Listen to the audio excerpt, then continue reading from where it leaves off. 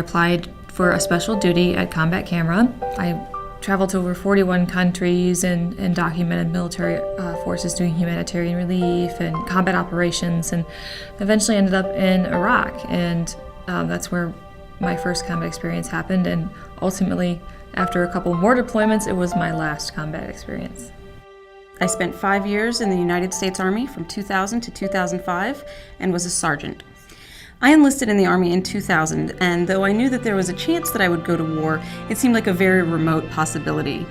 I chose to become a linguist, and the Army assigned me Arabic. I was actually at the Defense Language Institute learning Arabic on 9/11. So my entire class knew right away that we were definitely going to war. It was no longer a question of if, simply when. I served in the United States Army, enlisted in 1976, and was discharged in 1997, 21 years. I was a 91 Bravo, which is a medic, because I was a nurse's aide as a civilian. So I went in the military with a little experience. I went in older than my drill sergeants. I went in because the patriotic background my father taught me when I was a little girl. He was in the Spanish-American War. And I always wanted to be like Dad.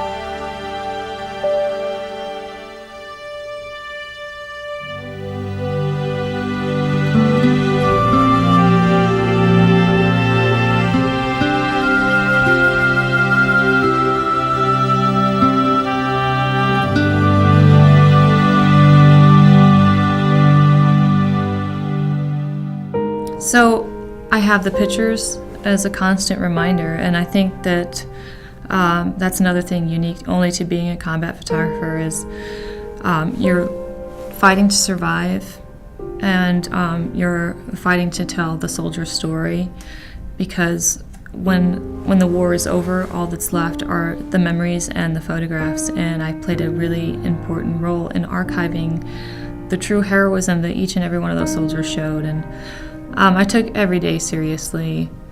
After losing my first friend, I realized that I would be the person to take their last living picture, and I really took that to heart and made sure that I took the time to get to know them, to make their portraits. It didn't matter if we were just going on a one-day op or a regular foot patrol. I would take each and every one of their portraits, and in some cases it was their last picture, and I was happy to have taken the time to put forth the effort.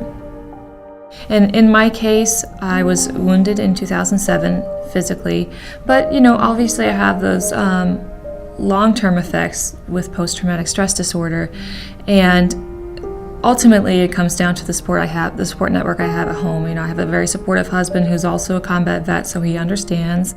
All of us can take this information and use it to help decide what issues are still outstanding that need additional work, and decide how we can better advocate to improve those remaining areas of concern, and also to walk away with a lot of networking, positive connections, and the excitement and energy that we're going to need to tackle these issues in what may be an increasingly austere fiscal climate in the coming years.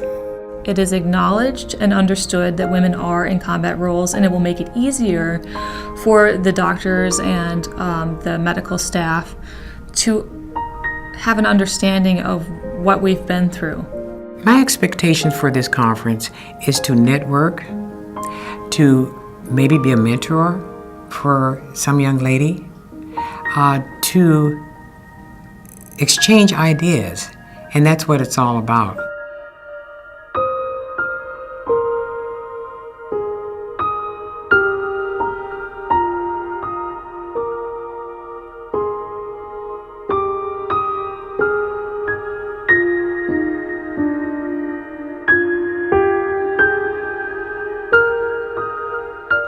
I think that in order to have a real voice on the national level. It's very important for veterans to be part of a larger organization, and VSOs, including DAV, can be a fantastic way to do that. DAV provides amazing resources and for veterans, and DAV provides a great voice on legislation that is absolutely vital to be heard on Capitol Hill.